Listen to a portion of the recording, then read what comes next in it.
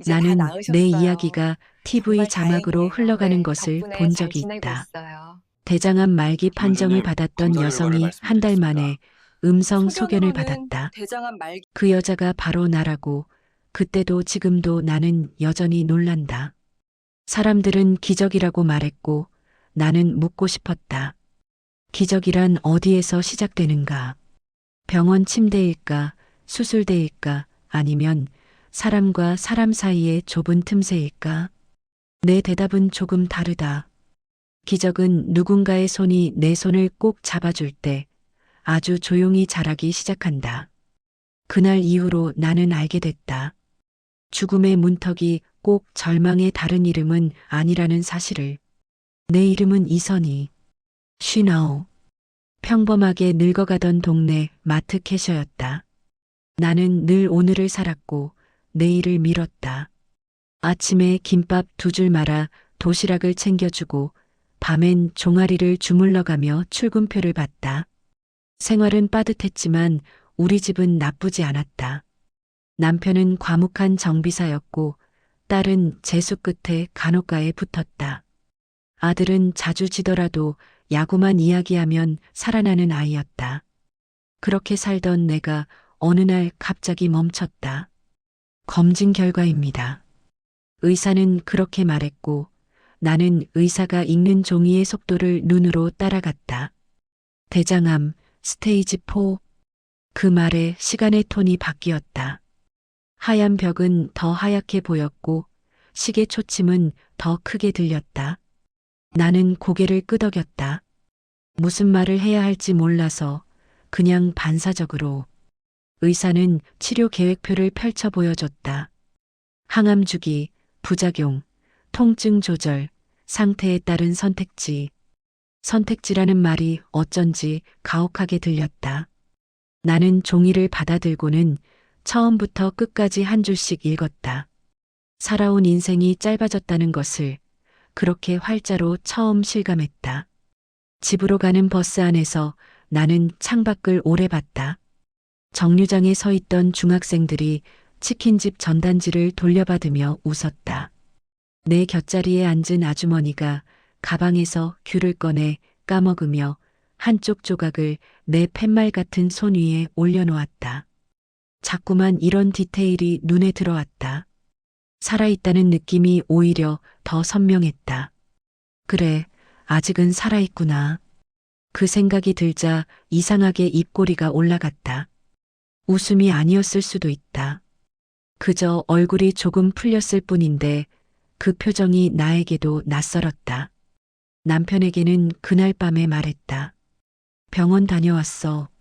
남편은 렌치로 조여놓은 볼트를 내려놓더니 내 얼굴부터 살폈다. 무슨 일 있어? 나는 오래 숨을 들이마셨다. 대장암이야. 말기래. 남편의 어깨가 한 뼘 내려앉는 걸 봤다. 그는 한동안 아무 말도 하지 못했다. 나도 기다렸다. 사람마다 침묵의 길이가 다르다는 것을 결혼한 지 30해가 되어서야 나는 조금 이해했다. 그가 겨우 꺼낸 말은 의외였다. 같이 아침 먹자. 내일 미역국 끓일게. 위로가 아니고 약속이었다. 그렇게 말하던 그의 손등에 기름때가 살짝 묻어 있었다. 나는 그 손이 마음에 들었다. 딸에게는 말을 더디 꺼냈다. 엄마, 검사 어땠어? 괜찮다 할 때까지 기다렸는데 입이 열리지 않았다. 말기래. 딸은 휴대폰 화면을 내려놓더니 내 무릎 위에 얼굴을 묻었다. 나는 아이 머리를 쓰다듬었다. 간호가를 간다고 했을 때 반대하지 않은 이유가 이런 날이 올까 봐서였는지 그날 처음 생각했다. 딸은 울면서도 침착했다. 엄마, 내일 교수님께 물어볼게. 치료 옵션이랑 통증 조절이랑 영양 관리. 그 말이 고맙고 가슴이 아팠다. 나는 엄마였지만 그날은 딸의 환자가 되기로 했다. 아들에게는 조금 늦게 말했다. 아들은 놀라는 대신 장난처럼 말했다. 엄마, 그럼 나 진짜로 야구선수 할까? 나는 웃음을 터뜨렸다. 그래, 그거 좋다. 그러면 엄마가 응원단 할게. 농담이었지만 그 대화가 우리 셋을 구했다. 사람은 가끔 웃음으로 서로를 붙잡는다. 그날 밤 도란도란 나눈 얘기들은 소리를 낮춘 희망 같았다. 치료는 시작부터 거칠었다. 머리카락은 깃털처럼 빠졌고 혀끝은 금속 맛이 났다. 체온계 숫자가 오르락 내리락 했고 손끝은 늘 시렸다. 나는 일기를 쓰기 시작했다. 오늘은 고추장찌개 냄새가 멀리서도 느껴졌다. 오늘은 물 한 컵을 다 마셨다. 오늘은 눈물보다 웃음이 먼저 나왔다. 이런 문장들이 내 하루를 지켰다. 나는 죽음을 준비하는 대신 하루를 준비했다. 유서를 써야겠다 생각했다가 접었다. 사진을 정리해야지 생각했다가 다시 꺼냈다. 대신 전화기를 켜서 번호 하나씩 눌러 안부를 물었다. 다들 바쁘지. 그래, 도란도란 살자. 그 말이 습관이 되니까 숨도 조금 쉬워졌다. 병실 옆자리에는 내 또래 여자가 있었다. 나는 그녀를 언니라고 불렀다. 그녀는 나를 동생이라고 불렀다. 언니는 늘 창가 쪽에 앉아 볕을 얼굴에 받았다. 햇볕을 보면 세포가 깨어난대. 누가 그러더라. 그 말이 터무니없는데도 좋았다. 우리는 서로의 도시락을 조금씩 바꿔 먹었다. 내 미역줄기는 그녀에게 갔고 그녀의 깨소금 주먹밥은 내 입으로 들어왔다. 먹는다는 것은 여전히 살아있다는 증거였다. 나는 그 사실이 자꾸 고맙고 먹을 때마다 눈물이 났다. 하루는 언니가 물었다. 무서워? 나는 솔직히 말했다. 응. 그런데 그 무서움이 얼굴이 없어서 더 무서워. 언니가 고개를 끄덕였다. 그 얼굴을 하나씩 붙여봐. 사람 얼굴로. 누구? 딸, 아들, 남편, 엄마, 내가 사랑했던 사람들. 그 얼굴을 하나하나 떠올리면 무서움도 모양을 갖게 돼. 모양이 생기면 작아져. 그 말은 이상하리만큼 정확했고 그날 이후로 밤이 덜 길었다. 나는 작은 루틴을 만들었다. 아침에는 창문을 열고 공기를 길게 들이마신다. 점심에는 언니와 볕을 나눠 앉아 먹는다. 저녁에는 아이들과 영상통화를 하며 내일의 메뉴를 정한다. 그리고 잘 때는 손을 모아 조용히 중얼거린다. 오늘도 살아냈네, 고맙습니다. 기도라 부르기엔 소박했고 주문이라 하기엔 따뜻했다. 그럼에도 그 말은 내 안에서 묵직하게 자리 잡았다. 며칠이 지나자 병동 사람들의 얼굴을 알게 됐다. 밤마다 발소리를 내던 간호사 선배는 주사 놓을 때 살짝 콧노래를 불렀고 젊은 인턴은 환자를 볼 때마다 죄인처럼 굽신거렸다. 나는 그들의 서툼과 성실을 동시에 보았다. 그들도 사람이고 사람은 완벽하지 않다. 이 단순한 문장을 병원에서 처음 배웠다. 누군가의 손끝에서 내 생이 지나는 동안 내가 할 수 있는 일은 그 손을 믿겠다고 결정하는 일이었다. 검사 일정이 앞당겨졌다. 의사가 말했다. 통증 호소가 줄어들어 경과 확인을 해보자는 결정입니다. 나는 고개를 끄덕였고 딸은 빠르게 메모를 했다. 검사실로 들어가기 전 남편이 현관문처럼 생긴 문을 보며 내 손을 잡았다. 다녀와. 밥 먹자. 이상하게도 남편의 그 말은 늘 나를 안전하게 했다. 검사실 불빛은 차갑지 않았다. 그냥 밝을 뿐이었다. 기계가 돌아가는 소리가 멀리서 바람처럼 들렸다. 숨을 멈춰요. 숨을 쉬어요. 나는 그 지시에 따라 내 몸을 잠시 빌려줬다. 첫 번째 결과는 애매했다. 의사는 말했다. 수치가 다소 낮아졌습니다. 다시 확인해 보겠습니다. 다시라는 말은 희망이거나 유보였다. 나는 그 단어를 품에 넣었다가 아직 꺼내지 않기로 했다. 그날 밤 언니와 창가에 앉아 있었다. 언니가 불쑥 물었다. 선이야, 내가 제일 좋아했던 계절이 뭐야? 가을. 마트 입구에서 구운 고구마 냄새가 나는 계절. 언니가 웃었다. 그 냄새 맡으려면 오래 있어야겠다. 우리 둘은 오래라는 단어를 조심스레 입에 올렸다. 오래. 그 한 음절이 우리의 먼 약속처럼 느껴졌다. 다음 주기 항암이 시작됐다. 나는 환자답게 버텼다. 딸은 간호사답게 지켜봤고 남편은 남편답게 조용히 옆에 있었다.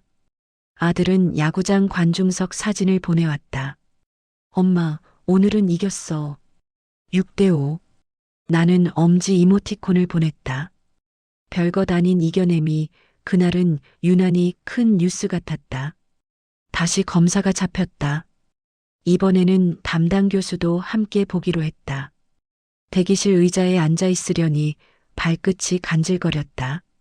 두려움이 아니라 초조함이었다. 딸이 내 손을 주물렀다. 엄마, 심호흡. 나는 그대로 했다. 숨을 길게 들이마시고 천천히 내뱉었다. 언니는 창밖을 보더니 말했다. 햇볕 좋아. 오늘은 좋은 소식 올 날이다. 그렇게 말하는 그녀의 얼굴이 그렇게 믿음직할 수가 없었다. 의사가 컴퓨터 화면을 끌어당겼다. 지금 이 부분 보이시죠? 지난주와 비교하면 병변 테두리의 염증 반응이 많이 줄었습니다. 나는 화면 속 내 장기를 낯선 다큐처럼 바라보았다. 그리고 숫자들이 조용히 내려앉는 것을 봤다. 간단히 말해 수치상 호전입니다. 다만 경과 관찰을 더 해야 하고 섣불리 단정은 못 내립니다. 좋다는 건가요? 네. 좋아지고 있습니다. 나는 그 말을 머리로 이해하는데 시간이 걸렸다. 좋아지고 있다. 병이, 내 몸이, 내가. 귀가 길에 딸이 물었다. 엄마, 뭐 먹고 싶어? 나는 잠시 생각했다가 말했다. 고추 잡채? 딸이 웃었다. 엄마가 중식 좋아하는지 오늘 처음 알았네. 나도 오늘 처음 알았어. 사람은 아픈 날에 자기를 조금 더 알게 돼. 그 말이 툭 튀어나왔는데 우리 둘은 한참을 웃었다. 버스 창밖으로 저녁 햇살이 기울었다. 그 빛이 내 팔뚝에 닿는 순간 정말로 따뜻했다. 살아있다는 감각은 때로 이렇게 단순했다. 이틀 뒤 나는 집에서 작은 상자를 꺼냈다. 결혼 반지보다 조금 큰 동그란 상자. 그 안에는 오래된 필름 카메라가 있었다. 아이들이 어릴 때 찍던 숫자 다이얼을 돌리고 셔터를 당기면 딸깍 소리가 나던 그 카메라. 나는 거실 창가에 세워두고 한 장을 찍었다. 빈 식탁, 반짝이는 유리컵, 햇볕이 길게 누운 바닥. 사진은 바로 나오지 않았다. 그 대신 셔터 소리가 내 가슴에 남았다. 살아있는 소리였다. 언니의 상태도 조금 좋아졌다. 우리는 오후마다 복도를 천천히 걸었다. 발걸음을 맞추다 보면 생각도 맞춰졌다. 언니가 말했다.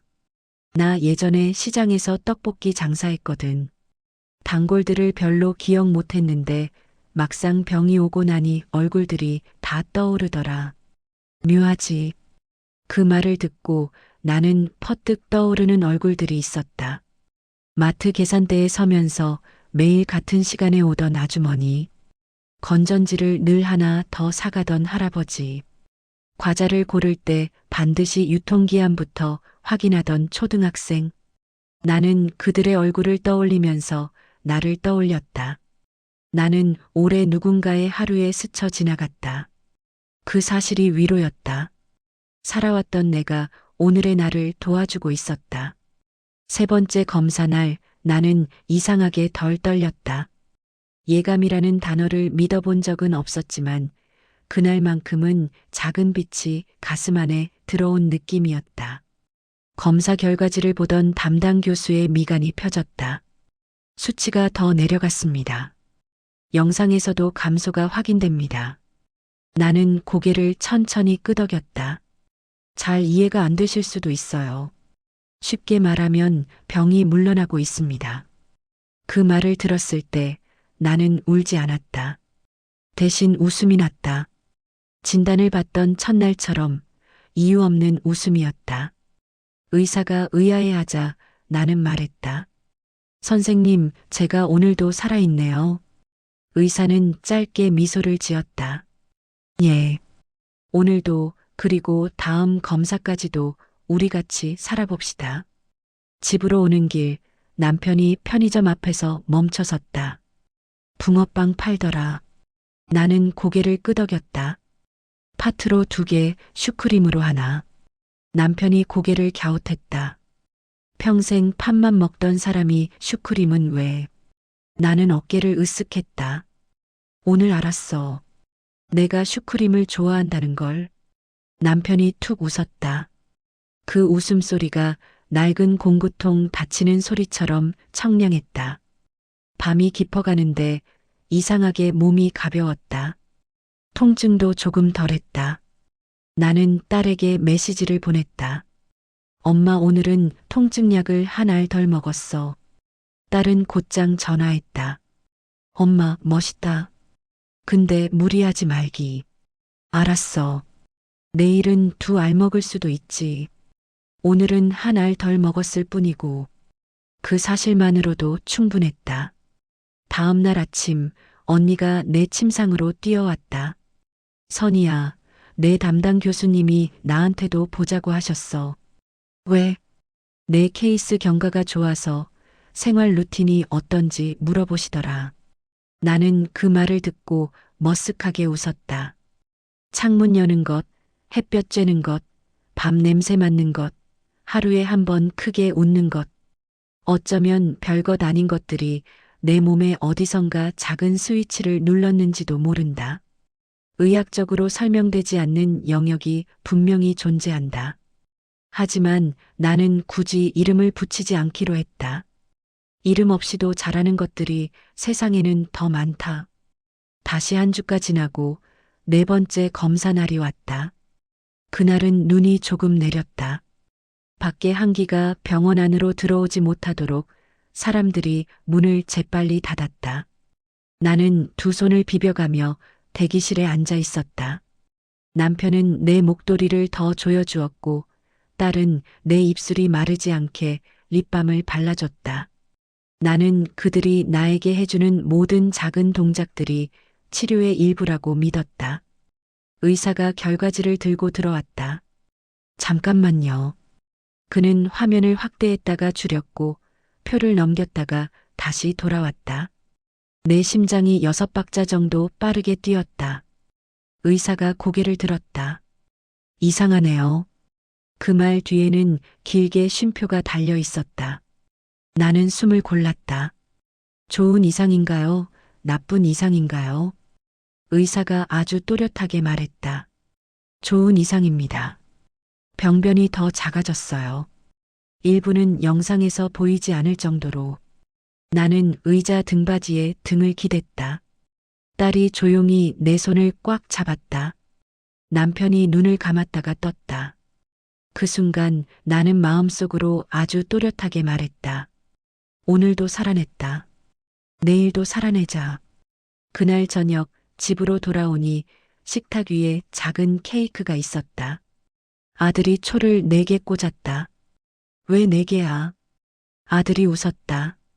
한 달 동안 4번의 검사, 4번의 산. 나는 박수를 쳤다. 우리는 불을 끄고 초를 불었다. 불빛이 꺼지는 순간 마음속에 또 다른 불이 켜졌다. 아주 작고 그러나 확실한 불. 그 불을 나는 내일도 지키고 싶었다. 밤이 깊어질수록 통증이 늘 덜해졌다. 나는 침대에 기대어 일기를 썼다. 오늘 의사 선생님이 말했다. 좋아지고 있다고. 나는 오늘 또 웃었다. 나는 오늘도 창문을 열었다. 나는 오늘 내가 좋아하는 것을 하나 더 알았다. 슈크림. 그리고 하나 더. 사람이 사람에게 건네는 손의 온도. 펜을 놓으려는데 전화가 울렸다. 번호가 낯설었다. 받으니 조용했다. 여보세요. 반대편에서 아주 낮은 목소리가 들렸다. 이선희 씨, 오늘 결과 들으셨죠? 축하드려요. 누구세요? 좀 더 좋아지실 겁니다. 내일 다시 연락드릴게요. 뚝. 전화가 끊겼다. 나는 한동안 휴대폰을 바라봤다. 이상했다. 두려움이 아니라 오히려 마음이 가라앉았다. 누군가 나를 지켜보고 있다는 느낌이었지만 나쁜 눈빛은 아니었다. 나는 그 정체를 몰랐다. 그렇지만 곧 알게 될 것이다. 내가 왜 웃음을 먼저 배웠는지, 왜 햇볕을 오래 쬐었는지, 왜 사람의 손을 믿었는지, 모든 이유가 하나로 모이는 날이 올 것이다. 그 밤의 마지막 문장은 아주 짧았다. 살아있다는 사실이 이렇게까지 힘이 될 줄 몰랐다. 나는 눈을 감았고 통증 대신 슈크림의 달큰한 냄새를 떠올렸다. 그리고 조용히 중얼거렸다. 오늘도 고맙습니다. 다음 주의 검사에서 우리는 조금 더 놀라운 말을 듣게 될 것이다. 그 말은 내 삶의 방향을 완전히 바꾸어 놓을 것이다. 나는 아직 모른다. 하지만 나는 믿는다. 기적은 먼 데서 오는 것이 아니라 우리가 서로에게 건네는 아주 가까운 데서 시작된다는 것을. 그리고 그렇게 내 이야기는 내일로 넘어간다. 그날 검사 결과를 들은 후로 내 일상은 조금 달라졌다. 아침에 눈을 뜨면 가장 먼저 숨을 들이마셨다. 살아있다는 냄새가 있었다. 병원 냄새, 소독약 냄새, 비 오는 날 복도 냄새까지 다 좋았다. 사람이 이렇게 냄새로 살 줄은 몰랐다. 의사는 여전히 신중했다. 암세포가 줄어드는 속도가 일반적이지 않습니다. 약물 반응이라기보다는 면역 반응이 극대화된 걸로 보이네요. 그가 말했다. 나는 그 말의 절반을 이해하지 못했지만 표정으로 다 알아들었다. 의사는 놀라고 있었다. 그리고 나를 바라보며 덧붙였다. 이런 경우가 가끔 있습니다. 하지만 원인을 설명하기 어렵습니다. 그럴 땐 우리는 사람의 힘이라고 부르기도 하죠. 나는 병실로 돌아와 언니에게 말했다. 사람의 힘이래. 언니가 웃었다. 그럼 우리 둘이 슈퍼히어로네. 그녀의 웃음에 나도 웃음이 났다. 웃음은 면역력이 된다고 했으니까. 그 말이 사실이든 아니든 믿을 이유는 충분했다. 며칠 뒤 언니는 퇴원을 앞두고 있었다. 나는 그녀를 배웅했다. 우리 가을에 다시 보자. 약속했어. 그녀가 병원 문을 나서는 순간 나는 이상하게 눈물이 나지 않았다. 사람은 떠나도 흔적을 남기고 그 흔적은 나를 살렸다. 그게 사람의 힘이었다. 남편은 그 무렵 회사를 일찍 마치고 병원에 자주 왔다. 예전엔 그가 말수가 적은 게 서운했는데 이제는 그 침묵이 오히려 든든했다. 그는 간식 대신 따뜻한 수건을 내밀었다. 오늘은 춥다. 이거 손대워. 그 말 한마디가 약보다 나았다. 사람은 따뜻함을 나누는 기술이 각자 다르다.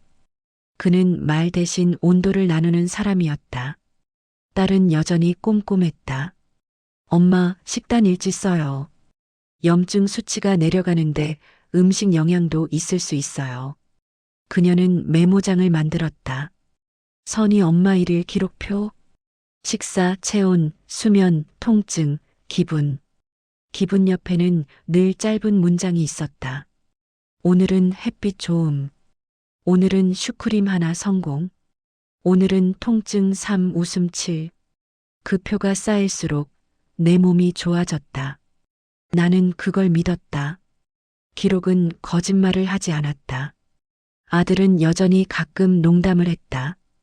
엄마 야구에서 3할이면 성공이라는데 엄마는 지금 9할이야. 거의 MVP야. 그 아이의 웃음은 세상에서 제일 밝았다. 나는 그 웃음으로 항암제를 삼켰다. 그게 내 약이었다. 봄이 지나 여름이 왔다. 내 몸은 서서히 돌아오고 있었다. 머리카락이 조금씩 자랐고 손끝의 감각이 돌아왔다. 나는 휠체어 대신 스스로 걸었다. 병원복도 끝까지 가는데 10분 걸리던 길이 이제는 3분이면 충분했다. 나는 마치 아기처럼 걷는 법을 다시 배우는 중이었다. 의사는 마지막 검사 결과지를 보며 말했다. 이건 정말 드문 경우입니다. 의학적으로는 완치라기보다 자연관해로 분류합니다. 암세포가 활동을 멈췄어요. 나는 그 말이 무슨 뜻인지 몰라 물었다. 그럼 저는 산 거예요? 의사가 웃었다. 살아있는 겁니다. 아주 분명히. 나는 그날 밤 병원 옥상으로 올라갔다. 서울의 불빛이 멀리서 반짝였다. 그 불빛들이 꼭 사람처럼 느껴졌다. 수많은 사람들의 하루가 그 빛 안에서 살아있었다. 그 안에 나도 섞여 있었다. 나는 혼잣말처럼 중얼거렸다. 살아있구나. 며칠 후 나는 퇴원했다. 집 현관을 들어서자 딸이 붙잡았다. 엄마 냄새다. 그 말이 눈물처럼 따뜻했다. 내 냄새가 아직 남아 있었다. 죽음이 데려가지 못한 삶의 냄새. 집에 돌아와 가장 먼저 한 일은 화분에 물을 준 것이었다. 그동안 말라버린 줄 알았는데 그중 하나가 여전히 푸른 잎을 내밀고 있었다. 그 잎을 보며 생각했다. 기적은 늘 이렇게 평범한 모양을 하고 온다. 누군가의 손길, 누군가의 말, 누군가의 눈빛. 그게 다 사람이었다. 며칠 후 나를 치료하던 간호사가 전화를 했다. 이선희 씨, 요즘 상태 괜찮으세요? 네, 덕분에요. 사실 이번 주 병원 세미나에서 이선희 씨 사례를 발표했어요. 제 사례요? 네. 교수님이 그러셨어요. 이 환자는 약이 아니라 사람으로 치료된 분이다. 라고요. 그 말을 듣는 순간 나는 휴대폰을 꼭 쥐었다. 약보다 강한 게 있었다. 그건 사람의 믿음이었다. 그날 밤 나는 일기를 썼다. 나는 살아났다. 하지만 더 정확히 말하자면 나를 살린 건 사람이다. 그리고 문득 일부의 마지막에 들었던 그 전화를 떠올렸다. 그 낯선 목소리. 내일 다시 연락드릴게요. 이상하게도 그 이후로는 전화가 오지 않았다. 그때는 몰랐지만 그 말이 내 삶을 더 깊이 바꿔놓을 예고였다는 걸 나는 곧 알게 된다. 기적은 끝이 아니라 시작이었다. 퇴원한 뒤에도 나는 하루가 낯설었다. 거울 속의 얼굴이 여전히 병자 같았다. 머리카락은 더디게 자랐고 입안의 쓴맛은 가끔씩 되살아났다. 그럼에도 나는 매일 아침 눈을 떴다. 그게 전부였다.